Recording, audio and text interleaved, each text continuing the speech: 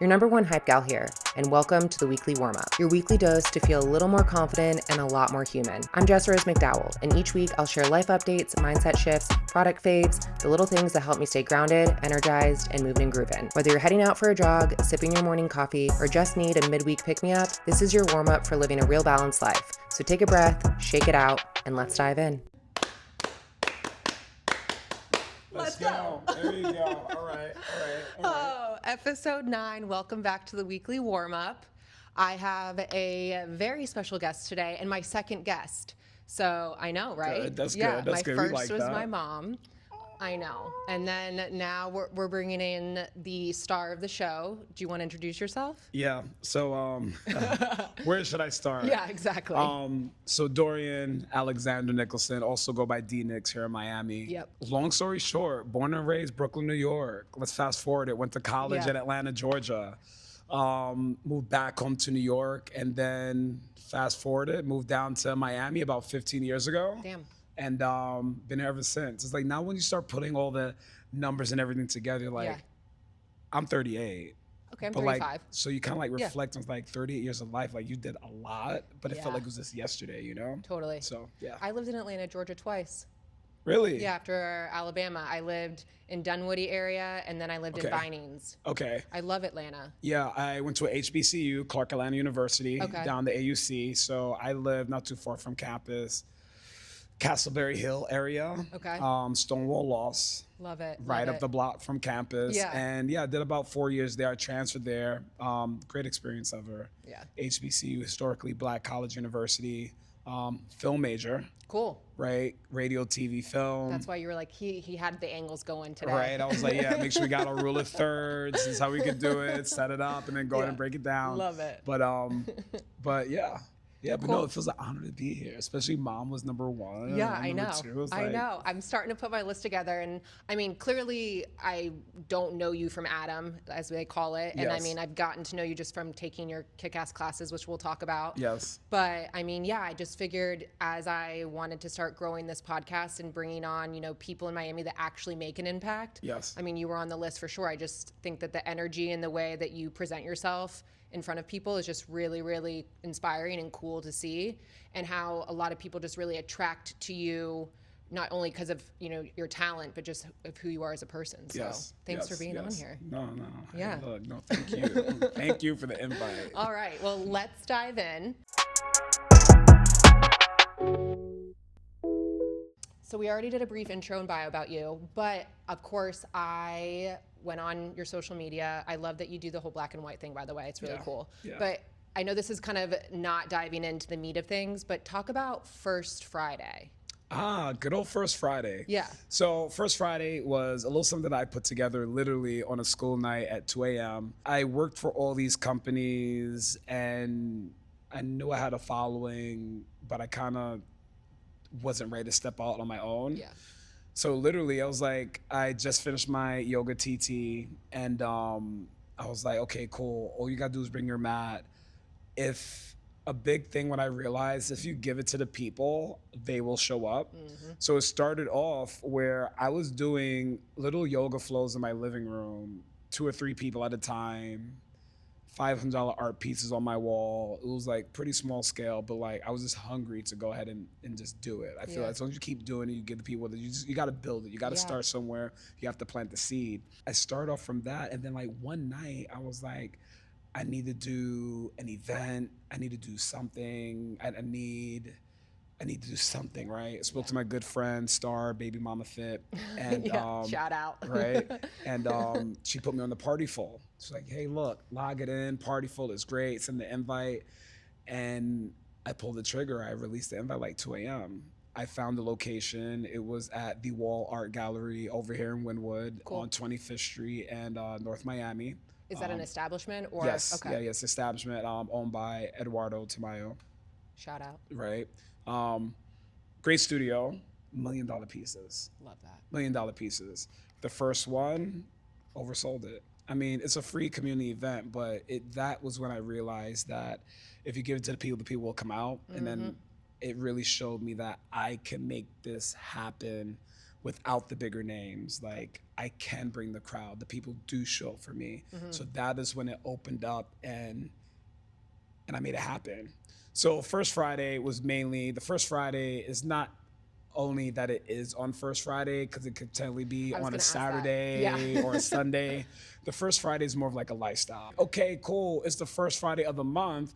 Let's go ahead and reflect on what we did last month, and let's go and prepare about what we're doing for this month. Love that. You see what I'm saying?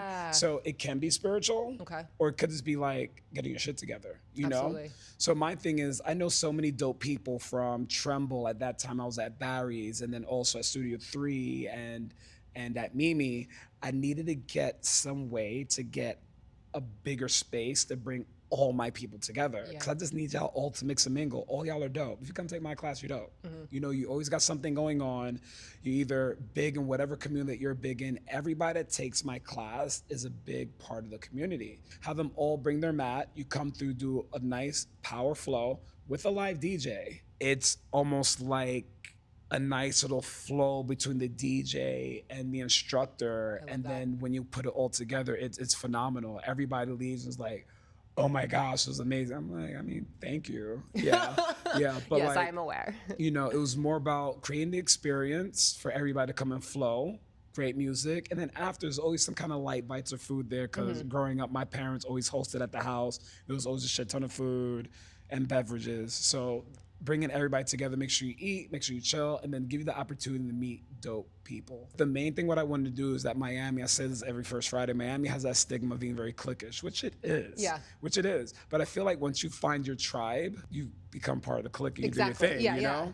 So my thing is create that safe space, break down the walls for you to go ahead and say hi to your neighbor and say hey and be like, okay, cool, or you just move here, or you're from here, meet this person, and then just go ahead and build from there. I want to go and reset COVID. I want to reset it, because the thing is, COVID, I feel, really shut everything down. Nobody knows how to talk to anybody anymore. No, social anxiety. I mean, I had social anxiety. I've always been an extrovert, but I noticed after COVID that I have more of an introverted personality, and my social anxiety is through the roof. Like, that's a lot of the times where I'll even pay to go to certain events and I'll decide I'll talk myself out of it because the social anxiety, it's really bad. And the same way too. I mean, I'm around a lot of people all day, every day. Yeah. I'm just fucking tired. Exactly. That's like, another thing too. I'm tired. Yeah. Like, I'm getting a little bit exhausted. I don't have to, you know, when you leave your apartment, you have to be on. When I go to Publix, I'm on. Whole Foods, I'm on. I'm going to the corner stores on. Somebody's running into me. I'm going to go ahead and like, I'm going to be me. I'm going to say what's up. But sometimes you're just tired of being on. Let's say you taught 4 classes today and then you still went to Publix. So, you know, you're mentally drained, you know? I get that. So, and this also really trying to also finding that balance to like know when to go and then know when to pull back. The members, the clients, they see you out and it kind of humanizes you. It's like, oh, they run as well, or they work out here, or they hang out here, or they go to this restaurant here. They live a balanced lifestyle. They live a balanced lifestyle. Yeah. And once I started being more comfortable with that, with being out, because let's say maybe about like 4 years ago, I was like, I'm never going out. I don't want to run into anybody. I just want to teach my class. That's it. And my numbers were okay. But the moment that I started like being out there and just being a regular human being, it changed. That's when the numbers started to skyrocket. That's when they started posting my pictures in class. People like relatability. No matter, it doesn't matter how, like anybody that talks about the aesthetic or feeling, as far as social media or, you know, clicks go, of this whole perfect reality. At the end of the day, when someone feels relatable, there is a sense of home, and people love that regardless if they want to act like they do or not. Exactly. This is a really good time to ask you how you got into fitness through sales, but we also kind of talked about a little bit of the mental aspect of, you know, bringing community together and wanting everyone to kind of feel welcome. Yes. So how did you get into fitness, and what part of your life, as far as, you know, the mental health wise goes, did that kind of translate into the whole fitness? Okay. Yeah, mental health. We already know how mental health is crazy. Yeah. But let's take it back. Growing up, I was obese, all right? So in like first grade, I put on like a shit ton of weight, and I was big. So let's say by the time I was 13, I was a sophomore in high school. Yeah, sophomore 13, because my birthday is December 31st. So I was the youngest kid in my grade.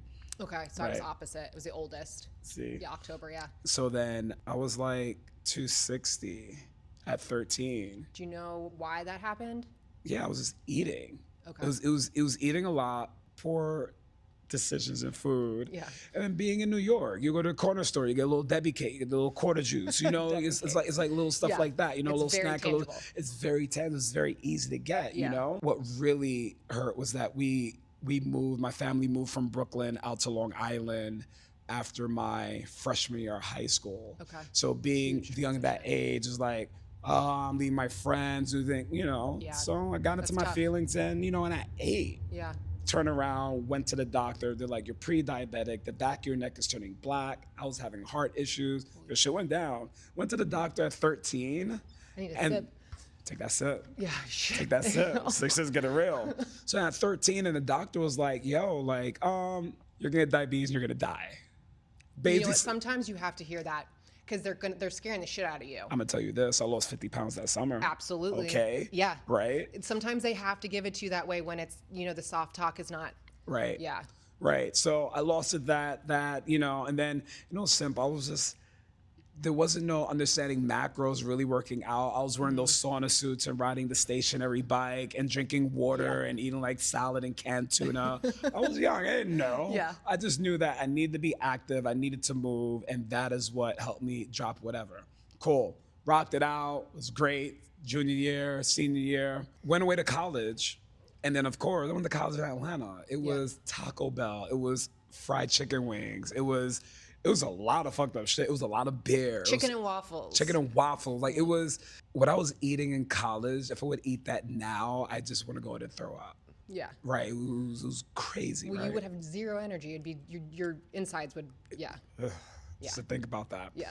So I blew back up, and then I moved home and everything like that. And I was like, okay, let me do this working out thing, whatever it was. Yeah. Got a gym membership, and it was New York Sports Club at the time.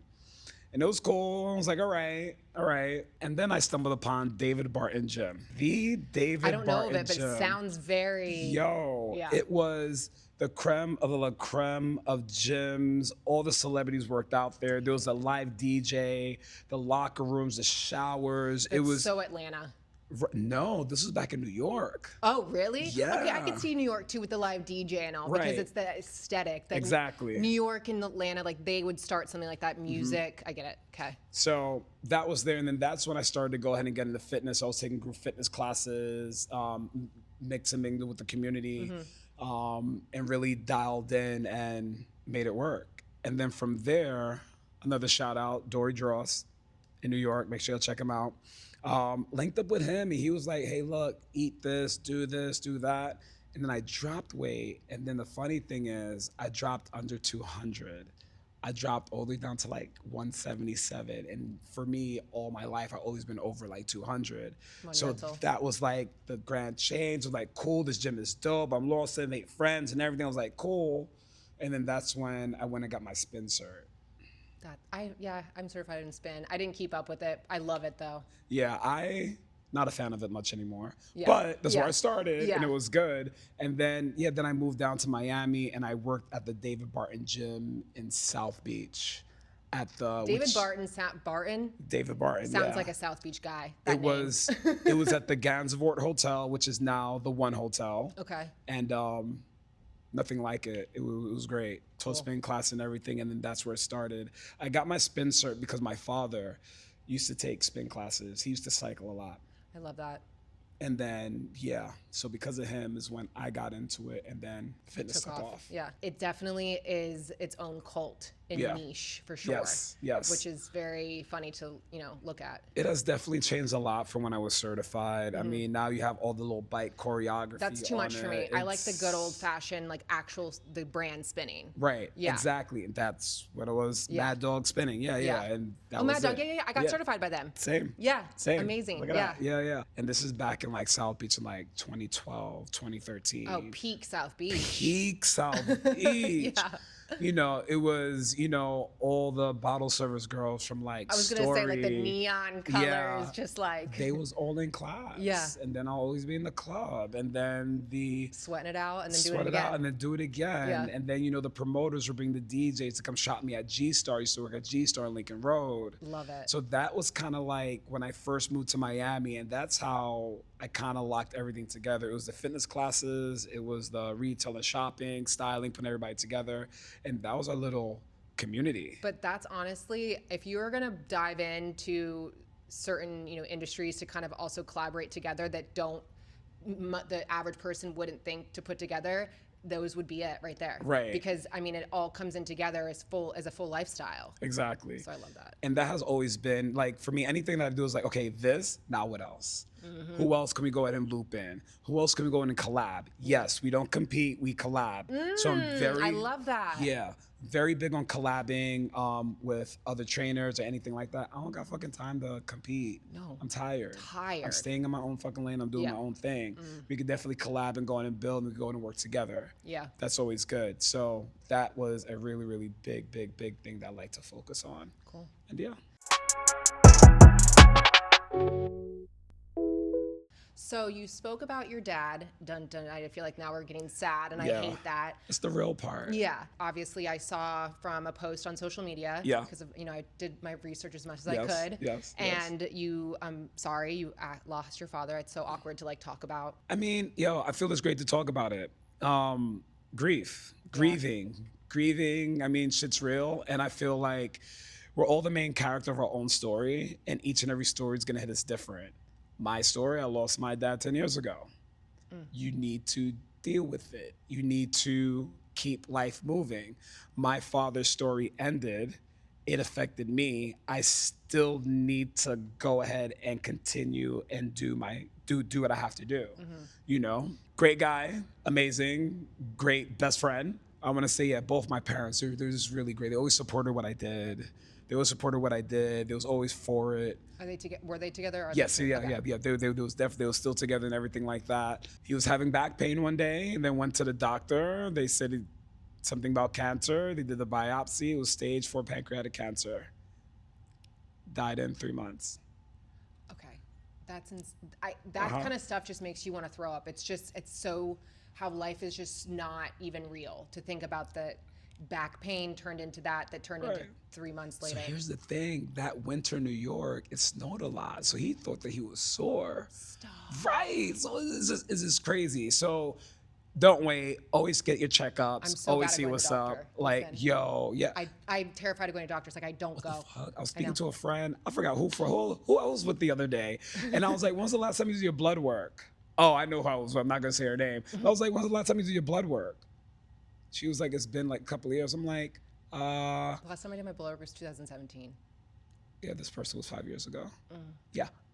Do me a favor and go do your blood work. Yeah. Just so at least you have an idea what's going on inside. We could be healthy as fuck, but shit could be a little bit corroded on the inside. Yep. Check that. Make sure your numbers are good. Make sure everything's great. Make sure, and it's better that you know and you catch it and you go in and take care of it. Pancreatic cancer, they said it sneaks up on you and it just happens. But like for anything else, just make sure that you're good. Yeah. So I was going home once a month. And every time I went home, he lost like 15 pounds. Jesus. I saw him turn from a big, healthy man into like just skin and bones. It's the devil. It's crazy. And the last day before he passed, I carried him from my mom's bed to the hospice bed. And then when I realized I was carrying my dad, I was like, okay. Next day I left. And then he passed when I was on the flight to Miami, so I ended up coming back. The last conversation we had, and I remember it like it was just yesterday, he was like, continue doing what you're doing. Don't move back home. Okay. Right. He was like, no matter what, don't move back home. He was like, continue going out there and push and push and push. I kind of like that a lot. I'm sorry. You can't kind of like anything a lot. I love that. Lot. It's like, again, like everything that he said was, and it's crazy. It's like, now that I'm older and raising a kid, you see the light in the child and you know what they're doing. So like, I get when he says like, keep pushing.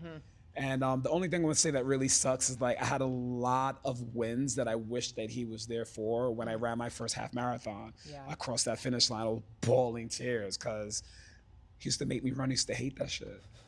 You see what I'm saying? Yeah. He seen me on my motorcycle. Him teaching me how to ride a bicycle was torture.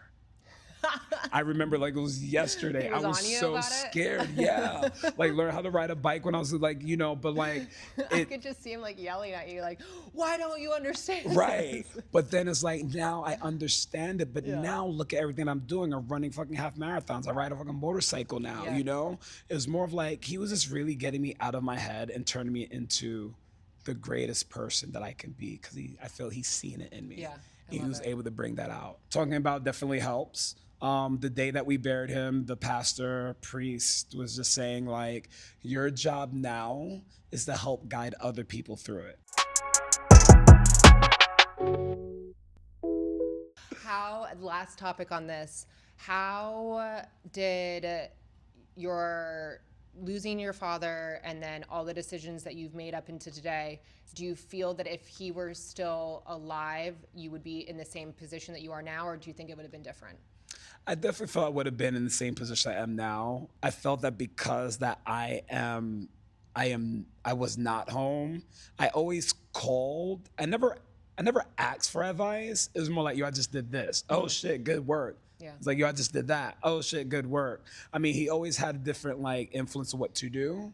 But my life is just very different than my parents' lives. You know, my mom worked for JP Morgan and my father worked for the New York Sanitation Department. Oh my gosh, very just Right. on to the book. You know, Yeah. it was very Yeah. to the book. You know, Yeah. growing up, there's like, you got to take the police department test, you got to take the firefighter test. Yeah. And I took it all. Yeah. But I was like, I don't want to do this shit. Yeah, exactly.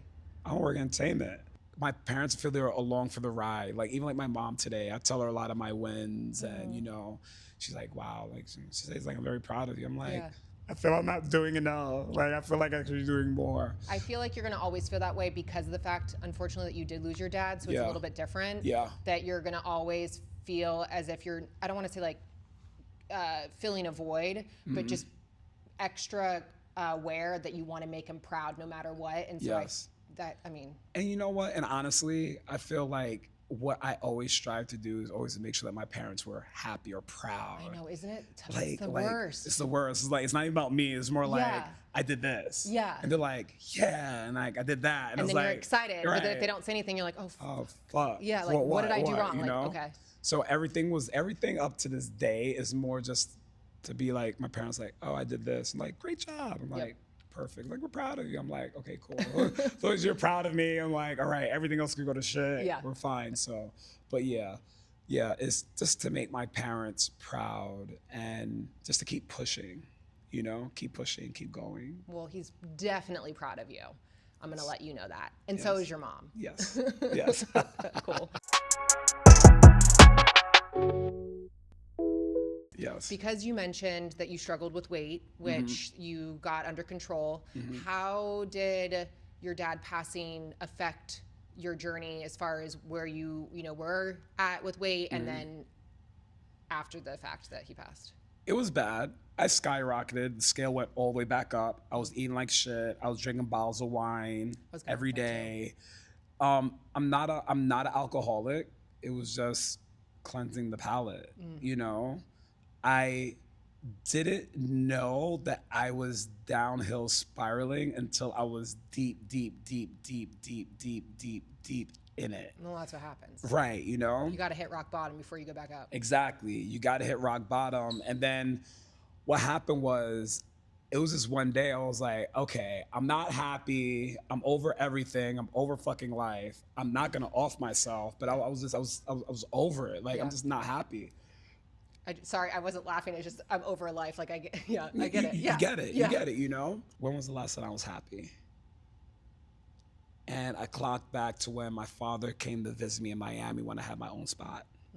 What was I doing? I was waking up, I was running in the morning. I was more active. I was really dialing into myself. I was watching what I was eating. I was cooking my food and everything like that. So I started chasing that. I was waking up at like 5:30. I was taking class at F45. Like, I just needed something to get up and go to get me going. Yeah. And that was the thing. Yeah.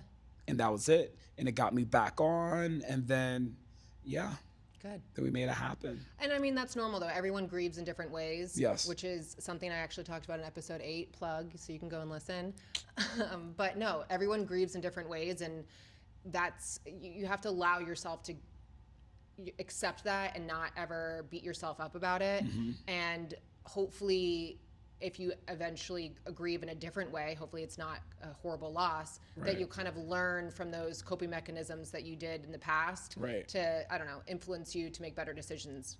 But you can't beat yourself up for how your body treated you in something that was such a first time experience that was so monumental. Yes. And it's crazy because we all grieve differently. So my mom and dad was like high school sweethearts. Oh, she only been with him. Gosh, it's not like that anymore, man. It's not, No. you know? So it's like, okay, so we think about this grown woman that lost her life partner. And then you got my brother and sister who I think was in high school at the time, or like, no, they was in college. Like they was young, So you young. know, still, Yeah. you know? So it's got, I think I was 27, 10 years ago, 27, 28. Yeah, so 27, 28. Totally different mindset then than how I am now. Yeah. And my brother and sister was 19 and 20 when that happened. Now I'm doing the math. We all grieved a little different. Yeah, well, of course, Yeah, and that's natural. yeah. I mean, because your brain chemistry is a lot different when you're in college versus how you even said how you grieved back then till how you grieve now. It's a lot different. Exactly. Yeah. Exactly. But then, you know, just to go ahead and like tie it up, it's like, yo, you're not alone. You know, You're not. You're not. And there's Ever. always a community. You know, anybody that watches, you can always reach out to me if you ever lose anybody. Yeah. And sometimes talking about it is what helps you get through it. Yeah. Like, it's okay to talk about it and just release it. You know, talk about it and release it. And then Never from get to there, yourself. Never allow yourself to get to a point where you have isolated so much where you think something bad is going to happen. yeah, because I isolated. Yeah. My close friends, I stopped talking to them. I stopped talking to my sister, who was very close. They were communicating to check on me. Did you speak to so-and-so? Did you speak to so-and-so? I found my way. I hit rock bottom. I found my way. And then now I'm 10 times better and able to feel the go ahead and come out into community and help other people go ahead and get through this. I love that. Yeah. Okay, so now I want to get into more of, you know, building confidence and, you know, taking risks. So kind of, Fun. yeah, I want you to dive into a little bit of that, of just how you like to give advice for building confidence and taking risk. And then kind of talk about, so I don't believe in an ultimate goal in life, meaning that like as a human being that you're striving for one ultimate goal. I always call it like 5 pillars, that you're kind of going Yeah. after 5 major things that Yeah. all kind of combine together. Right. So without maybe you telling secrets or things that you're working on that, you know, we all like to work in private. Yes. You know, kind of talk about that with, you know, confidence and, you know, risk taking. Yo, take the risk. I mean, I can't speak for everybody, but every major risk I have taken has definitely put me forward. Yeah. I haven't ever taken a risk and was like, oh shit, fuck, ooh, ever. Yeah. Ever.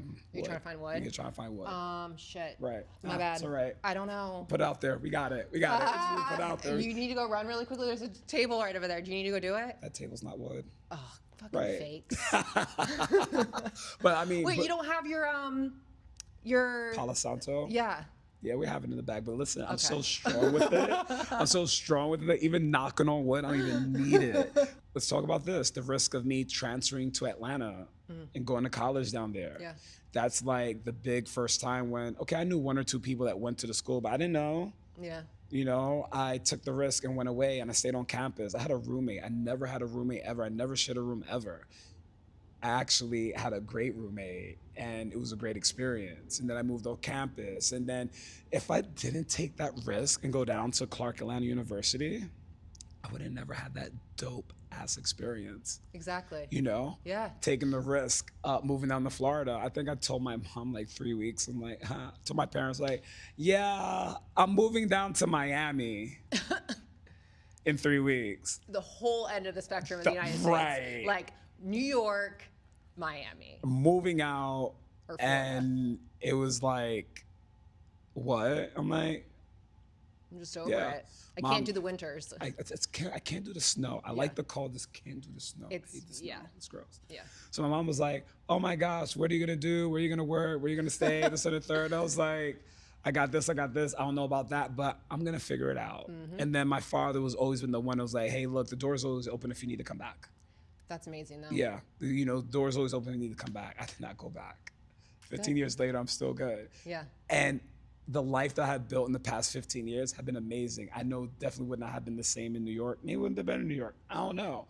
But I was planning to either go to LA or Miami. And Miami won the battle. So it's kind of like, I mean, again, everything that I have risked and got me here, those are like the two big ones. And it's always been great and good. Everything's always progressing. Nice. So confidence. You are your best person. You know you better than anything. Like nobody, the best thing I can say is stop giving a fuck about what people think about you. Oh, it takes time. It does. And age helps.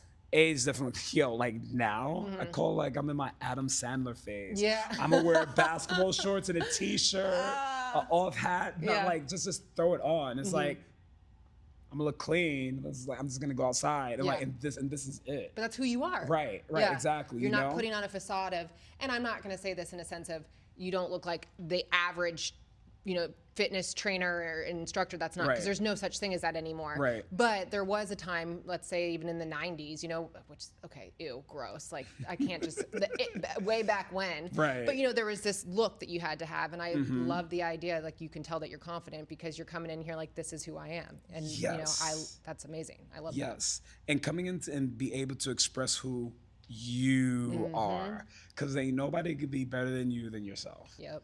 You see what I'm saying? Like even how I dress when I teach and all this other good stuff is more like with my little sense of style and dress in a particular way. I'll come in, I'll deliver my branded class. And I know that the program is right. I know the music is good. I know that I'm able to deliver an experience. And the thing is, I confidently deliver it. There are times where I may drop a ball in class or I may forget a side or something like that. It's normal, you're but human. It's normal, you're human.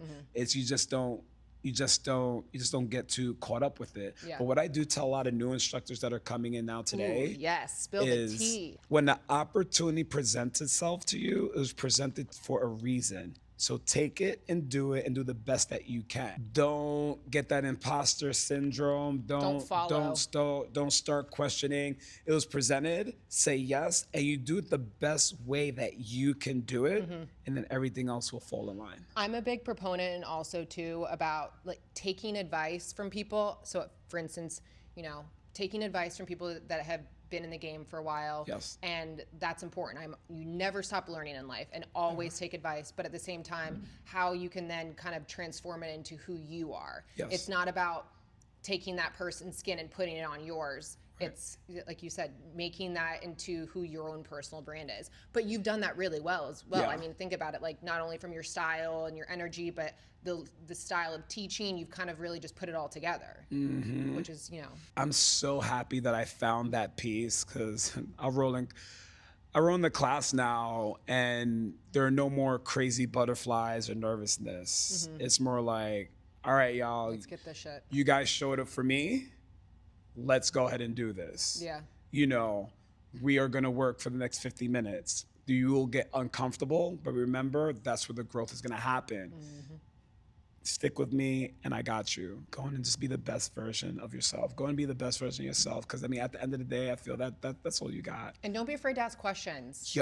Always ask questions. I can't stand this whole, fear of asking questions, and I know it's such a cliche of no question's a stupid question. Yeah. Unless it really, there's some questions that are stupid questions. But, no, yeah, you're right. You know what you're I mean? Right, but right. ask questions and don't feel as if because you ask a question, oh no, maybe I'm not qualified enough, or oh no, they might think I can't do it. No, that shows that you are so passionate about what you're doing. Yes. That you want to be better, or you want the feedback. Constructive criticism and feedback is not something that tells people that you're not good enough. It's showing that you want to get better and that someone's willing to give you the advice because they know you have the opportunity, but they have the talent. Right. So to piggyback off of that, I'm seasoned. I've been teaching for about 15 years. So it's kind of like there are a lot of new instructors that are coming in. And okay, a lot of them got these big ass egos. And it's like, all right, I've been in the game. I'm not sharing any knowledge with you unless you come and ask. Yeah. You know, I'm not gonna just I'm just not gonna hand it to you if you guys show up. Yeah. Whether you take the class, find my number, text me, speak to me, ask for anything, I'll give you everything that you need. I'm not just gonna hand it to you. You gotta come up and speak to me. I work with a couple of mentees and I work with them because they showed up. They had the questions and I made the time. Yeah. I'll always make the time. I will always make the time. As long as you make the time. As long as you make the time. You know, it's like, I'll take time. I'll make the time when I know how serious that you are. Yeah. Because my schedule's already crazy. Yeah. But I'm always down to make time for the new people in the industry. Because again, I remember when I was first in it and those trainers made the time for me. Yeah. So I want to go and make the time for you and help you, not give you the cheat sheet, but have you not do the same mistakes that I made. Like if I could shave a couple of 4 months of learning to tighten it up, here it is for you. And when someone gives you advice or takes the time to, like you said, shave 4 months off of something that it was just a small fix or maybe even a major fix, always be grateful and have gratitude. There's nothing more annoying, and it's not about going out and sharing it with the world and saying, oh, so and so did this and that, but just showing the gratitude of, remembering how people helped you to get to where you are, because that's one thing that bothers me so much. I mean, and especially with the industry that, I'm in and what I do as far as with the fitness and, influencing and podcast stuff that I'm going into. Yes. I can't stand it when I've had people ask for tips and tricks or advice and I've given them advice and then you'll see them kind of do that, or I don't want to say, like, I kind of like the word that you said, piggyback. They'll piggyback off of it and act as if that was their big transformation. And it will irk me, but I always remember karma and I don't say anything, but you always need to be thankful and have gratitude because there's nothing worse than that. Yes. So. Yes, no, I totally agree with that. I mean, you see how I end all my classes, like, so grateful for you guys. Yeah. Thank you. Because again, I wouldn't be where I'm at right now if it wasn't for the clients showing up. If it wasn't for the trainers that helped me grow back in the day, for the collabs that I've done, the people that I work with, just the people that really just believe in me and support me, like, thank you. Exactly. Yeah. And I mean, I don't know, maybe that's just kind of also learning from like manners and, how you were raised. Right. Yeah. How were you raised, right? Because you can tell a lot of people were not raised right. Well, these kids these days are just, I hate saying that. It's not true. It's just people, it's a different world these days, and the instant gratification and the instant, instantaneous success. Right. It's different. So. And that's why it's like, a lot of them do come in and it's like, okay, cool. But until you come out and reach out and step to me, then it's like, I got you. But until then, it's like, all right. Yeah. If that's how you feel, then that is your path. And who am I to come out of my mouth and be like, you got to go in and find out for your own or seek the knowledge and come and ask. Yeah. Period. That's it. Yeah. Period. So we just discussed confidence and taking risks. So let's kind of go on to that next topic about, what your ultimate goals are, goal, what you're working on. Okay. So let's say one thing that I'm working on now, I love traveling and I want to start bringing people with me, right? So I want to go ahead and do a spinoff on a retreat. So a lot of retreats are like, let's go to this beach city or go to a beach. I'm smiling because we're going to have a topic coming up about this. See? So it's like, let's just go ahead and go someplace chill. And no, I'm different. Yeah. Let's go to a city. Okay? Yeah. Let's go to a city and dive into the culture. So it is going to be a yoga retreat. But then we're going to go there. We're going to dive into the culture. We're going to eat. We're going to shop. We're going to hang out and still do our daily practice. But I want you to indulge into, I'm not going to say what city. A lot of people probably already know what city it is. But, it's definitely out the country. Like, you got to have your passport. Have you shared it yet? I haven't shared it yet on the gram. I haven't. I've dropped a lot of hints on the gram. So here's the thing. Yeah. Big hint. You should definitely know how to ride a bicycle. Wait. Figure it out. Yeah. You ride bikes. That's it. All right, bikes. Period. It's the city with the most bicycles. And if you know me and follow my Instagram, I really love that city. I like that a lot. Right. Yeah. It's like, I'm a city kind of guy. I like the beach, but nah, I want to walk through a city. I want to go to this restaurant. I want to go to that bakery. Yeah. I want to go sit in that little bar. I want to mix with the locals. I want to shop here. I want to go there. So being the fact that a lot of people are traveling, why not do more like a travel city? I just went and worked my first retreat with Mimi back in June. Went to Camp Mimi, Montana. Yeah. And it was amazing. It was amazing. I feel everybody that went on that retreat met new friends. So you were working it? I was working it. Love that. Yeah, I was working it, and it was great. Me and Star, who was teaching classes, Pilates, we split it back to back, and it was great. It was great. So seeing how that was and knowing what I'm gonna go ahead and get into, I'm just ready to go ahead and bring that to the people. I feel that'd be great. I'm excited for that. It'd be really good. Good for you. So I recently learned that you're a big festival goer, that you love music, all the things. Dive into the festivals. I'm not a festival gal. We kind of had a light conversation about that. But, you know, sell me on the festivals. Talk about them. Boom. Moved down to Miami 15 years ago. And then, you know, South Beach was lit back in 2012, 2013. Story, Mansion. I was a club hat. I was there. I was in all the VIPs and the free drink and everything that was good. Humble brag. Right. You know, I had to bust my ass to make it happen. I'm kidding. You get it, right? Yeah. Until I went to my first music festival in 2013 or 2014. It was EDC Vegas. That's what I was getting into, like a lot of For electronic. those that maybe don't know, what is EDC? So EDC Vegas is the Electronic Daisy Carnival, which is thrown by Insomniac. They originated out west, and they have a whole bunch of other little mini festivals, but EDC started off in LA at the Coliseum, and then they moved to Vegas. Okay. When they moved to Vegas, their big thing is from sundown to sun up. Jesus. Right. God. Jesus is right, okay? It was from like... I mean, it's not for the faint of heart. It's not. And it used to be in June in Vegas. They moved it to May because it was too hot in June. I was gonna say, people were dying. I mean, no, it was so much. It was just out there in the desert naked. Like, it was fun. It was on the racetrack just all night. Naked. Wait, a racetrack? So that's even worse because ass with dirt. Yeah. Well, it was dirt and the gravel and everything. Jeez. But it's massive. It was like its own city. It's not as big as Burning Man, but it was big. I was gonna ask you about Burning Man. Haven't been to Burning Man yet. It's definitely on my list. Haven't been yet. I really wish I would have went like 10 years ago. Would you get into the cuddle party? Cuddle party. Have you not heard that there's like a cuddle party at Burning Man? I know there's a lot of different parties. Cuddle, you gotta go in naked and cuddle. I don't know about the naked part. I mean, that just seems not exciting and not good. Well, the good thing about Burning Man is you have different options. You can either be in this camp, you could do that camp, you could join in here, you could join in there. From my knowledge, Burning Man, you have a lot of options. Yes, I've heard about it. Right. Yeah. Now, going into it, there are times when I've done stuff just to be like, okay, I've done it. I'm here right now and I've done it. I'm very big on don't knock it until you try it. Okay. I have to knock it. Right. I mean, yeah, I do. Right. Let me take that back. I do have my boundaries. Something that's like, But back to the festival before we forget, right? So EDC Vegas, big one. It was great. It was good. And I went 5 years back to back after that.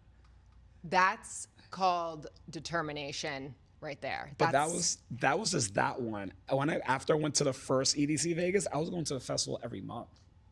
I was flying out. I went to Tomorrow World in Atlanta the year before the rained out one happened. Wait.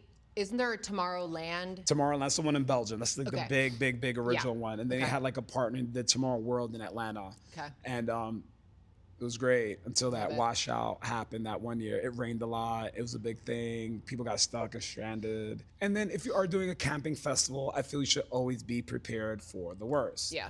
You know, like Burning Man, when it rained out that first time, like last year, 2 years ago, and people couldn't get out. I mean, like, the people that stayed and dealt with it, they had a great time. Yeah, you kind of almost have to just immerse yourself into the craziness. There's people that go like, I don't like this. I don't like. It's like, yo, shut the fuck up. Then like, go. like, you know, Leave. like, just leave. Yeah. And now you're stuck there. You have to is either embrace it and make the best of it or complain about it. And I feel complaining does nothing. And that goes down with like everything that you do. So but then been to plenty of festivals after that. Festivals out in Europe, festivals here in the States. How are the festivals in Europe compared to the States? Like what's different about them? It's a little more chill. Okay. I mean, they're still lit, but it's chill to where I feel there's a little bit more order.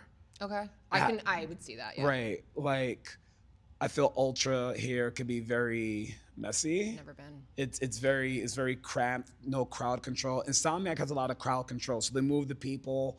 You got art cars, it's very keep you down to like the eye and everything like that. Like it's good. I was seeing if it was recording, by the way. We're That's good. it? Okay, cool. That was so creepy. I was like, I hope it's good. production, why didn't you let me know? Right. But I just feel like it's just a little more simple, a little more easy. Like any festival that I have gone to in Europe hasn't been too crazy or over the top. It made sense, Yeah. Ibiza was a good time. I went 7 years ago. It was great. It was crowded. It was packed, but it was a good time. So, and then also festivals in the States. I feel out west is a little bit more flourish.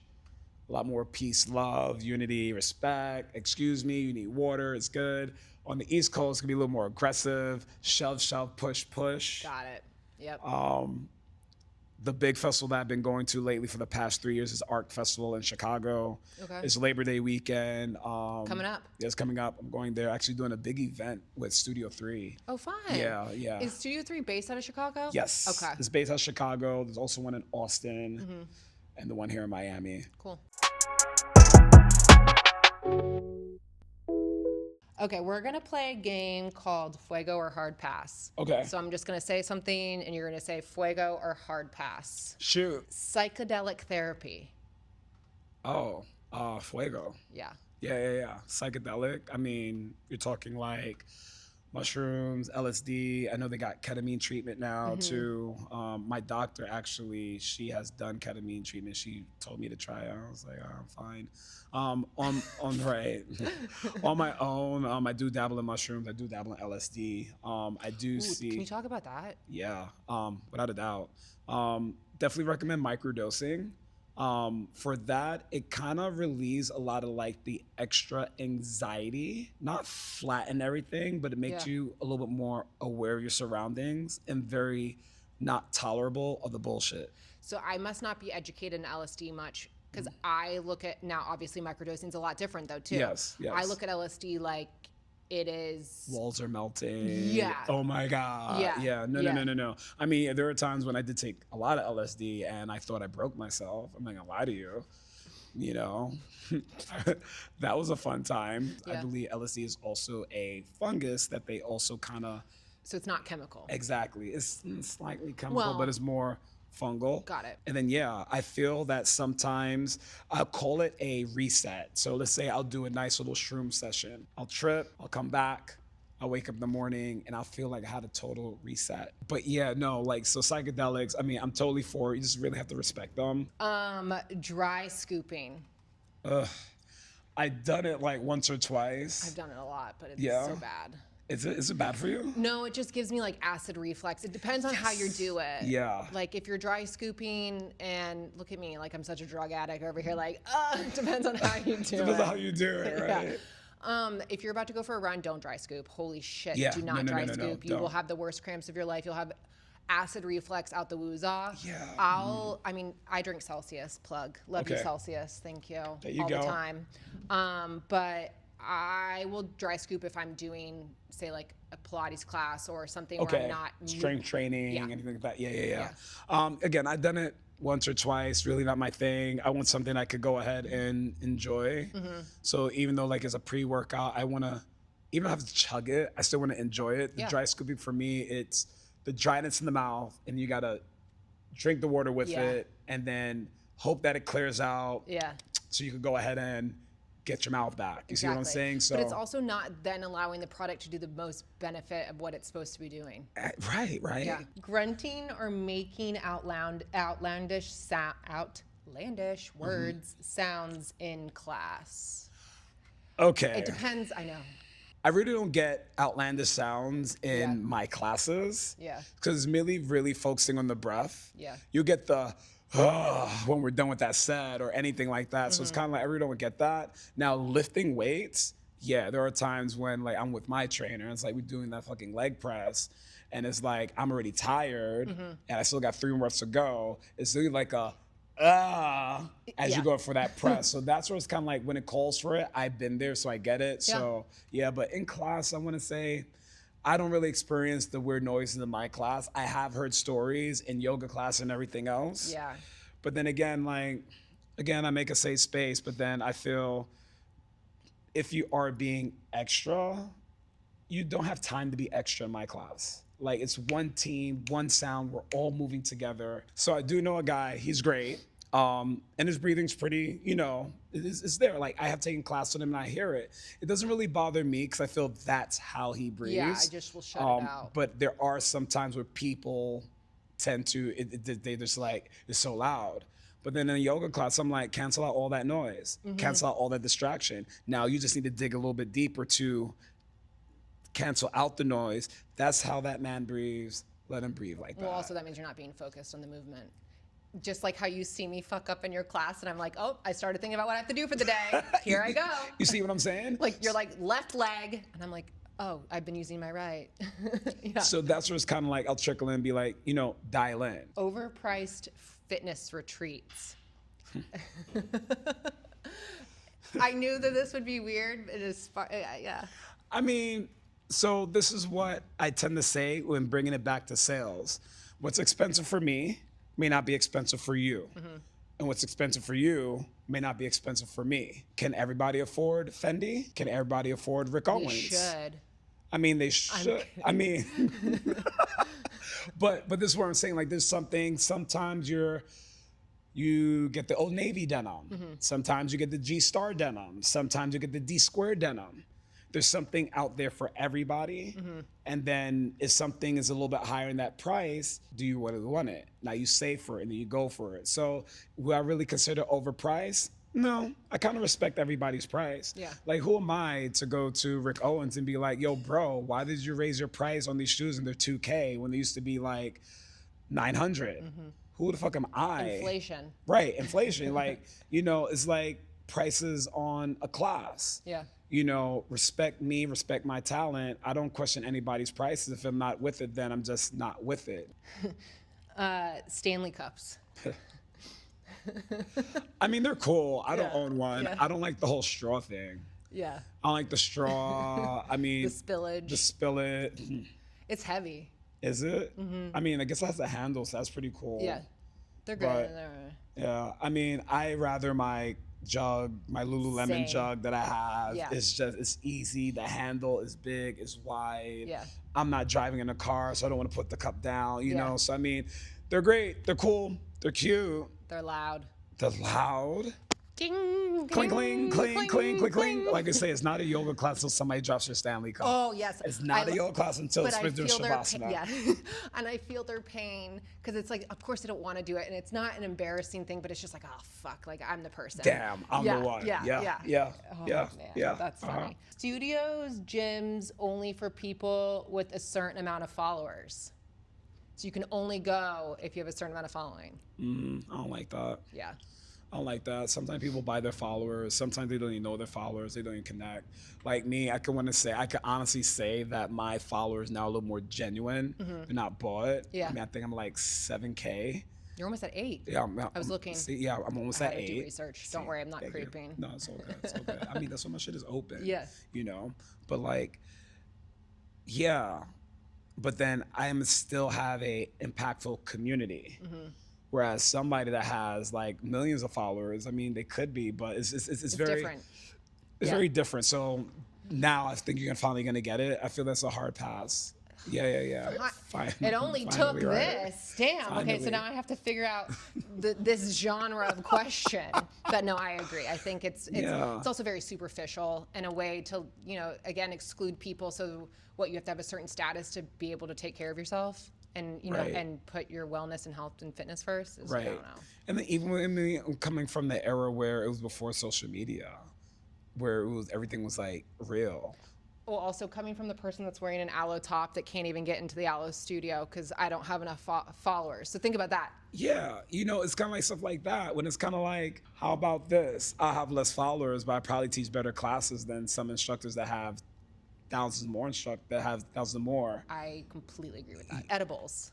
Here we go. I know, right? Here we go. I mean, so I like them when they're 5 milligrams or 10 milligrams, but now they got fucking edibles, a serving size, 200 milligrams. Who the fuck is eating a 200 milligram edible? I'll do a 50 milligram edible and I'm done. But like, yeah, I was gonna say that's comatose. Like that's comatose. Insane. But they got like 100, 200. My friend gave me. You shouldn't be going out in public with that. That's dangerous. Yeah. Can you imagine if you accidentally ate one? No, I don't, because I feel like I would be in my bathtub or my shower, whatever, on the ground for days. Imagine eating it and forgetting. I heard a story. Somebody ate one. I think it was in like a TV show, something like that. Somebody ate one and they got on the flight and then realized it was that strong. And they were like, you know, if I eat an edible before going on a plane, I go in like panic mode. I'm like, the world's So I did that one time.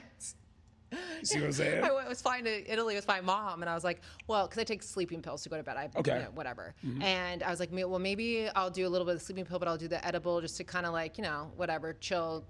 I like hallucinated like the first 3 hours of the flight. My mom's like, are you okay? And I'm like, don't talk. Yeah. Like, I can't have a conversation right now. Yeah. Yeah.